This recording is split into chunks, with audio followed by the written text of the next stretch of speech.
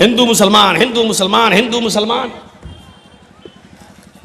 और सुन लो बिहार वालों, ये देश न तो हिंदू हिंदू हिंदू कहने वालों से चलेगा और न ये देश, आपका ये मुल्क मुसलमान मुसलमान मुसलमान मुसलमान मुसलमान कहकर चलेगा। ये देश हिंदू मुसलमान सिख और ईसाई सबको साथ में लेकर चलेगा। जो चलेगा उससे बनेगा, उससे चलेगा। आज हमारे और हमारे भाइयों के दरमियान कोई फर्क नहीं रह गया है। वो टीवी पर बैठकर हिंदू हिंदू हिंदू कर रहा है, हमारे भाई टीवी पर बैठकर मुसलमान मुसलमान मुसलमान मुसलमान कर रहे हैं। और बांट के रख दिया है, आज तकसीम करके रख दिया है आज। और आज दूसरों के लिए राहें हमवार करके रख दी हैं, उनको पाला जा रहा है और पोसा जा रहा है।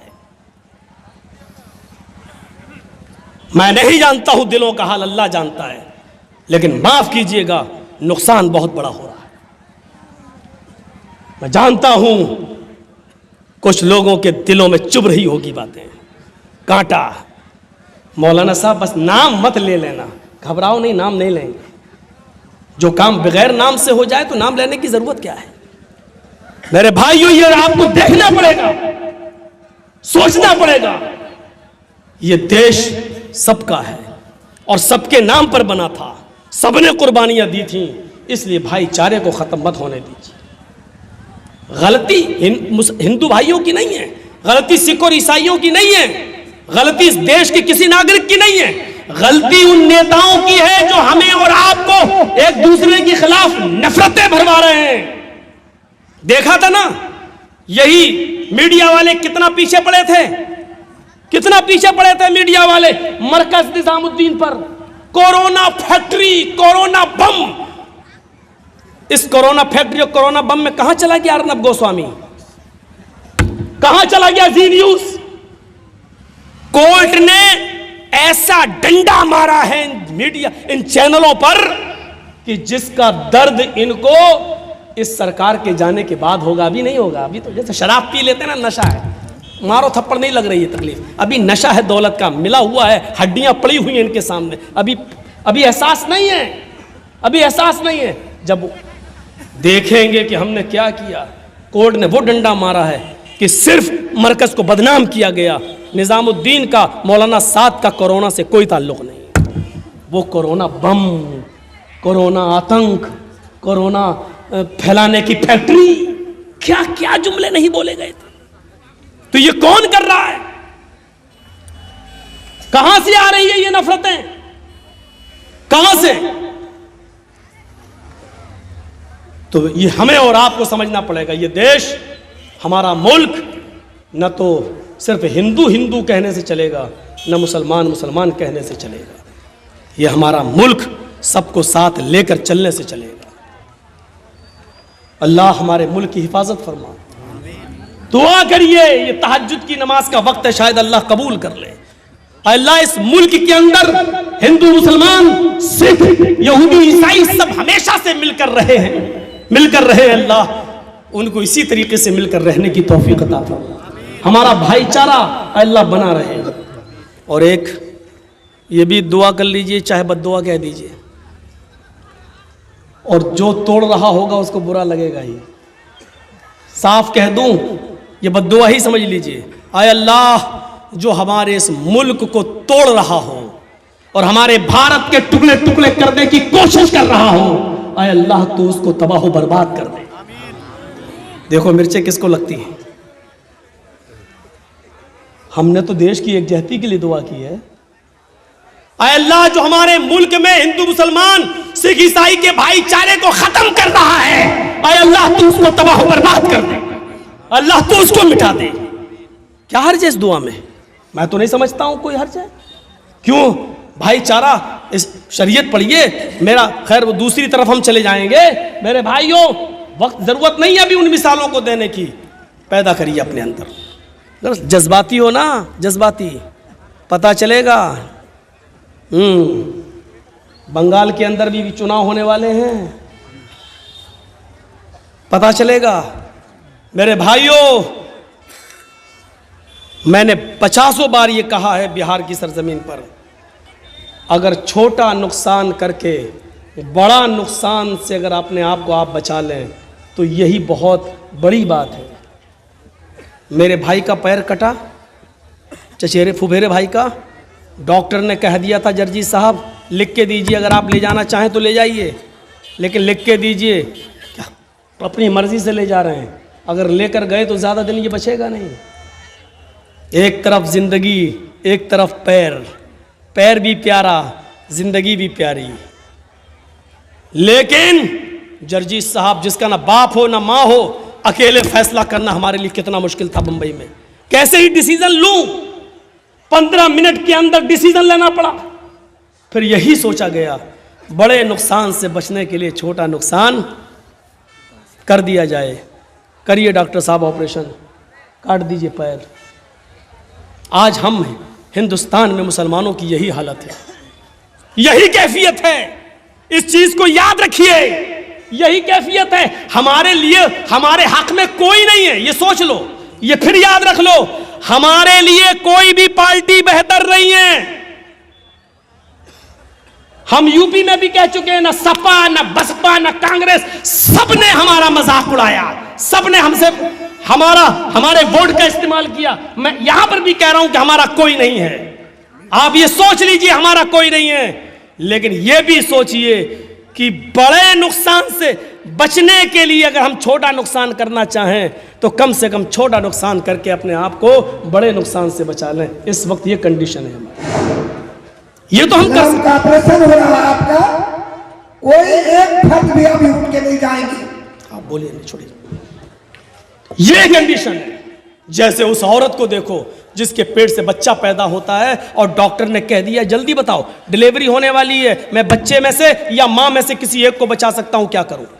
बोलिए, बच्चे को बचाऊं या मां को?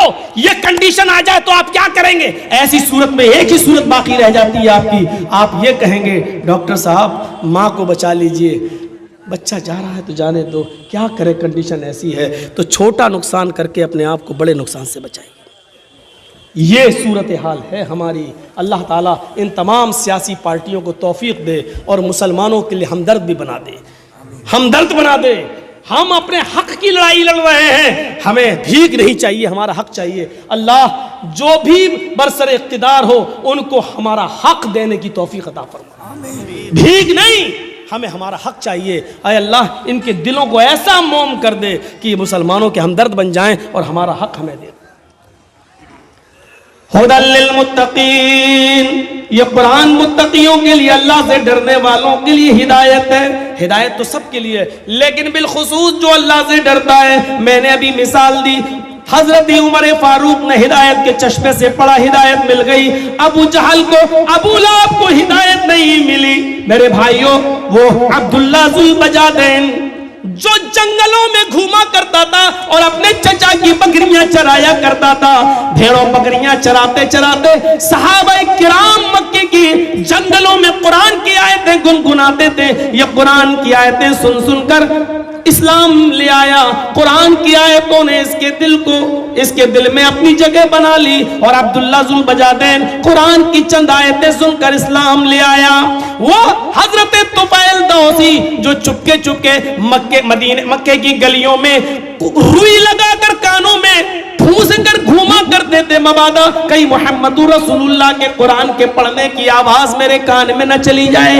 एक दिन नमाज पढ़ते हुए देखा, अल्लाह के नबी को नमाज में खड़े हैं और कुरान जोर से पढ़ रहे हैं। सोचने लगा मुंह तो आगे है, हम पीछे सुन लेते हैं कि मोहम्मद पढ़ते क्या है। कान से रुई निकाली और सुनने लगा, और जैसे ही उसके कानों में कुरान की आयतें गई, वही खड़ा होकर नबी अकरम के सलाम फेरने के बाद चीख पड़ा, अशहदु अल्ला इलाहा इल्लल्लाह व अशहदु अन्ना मुहम्मदन अब्दुहु व रसूलुहु। ये वो लोग थे जो हिदायत के चश्मे से पढ़ा करते थे, ये वो लोग हैं जो हिदायत के चश्मे से सुना करते थे। तो ये कुरान उन लोगों के लिए हिदायत है जो, किनके लिए?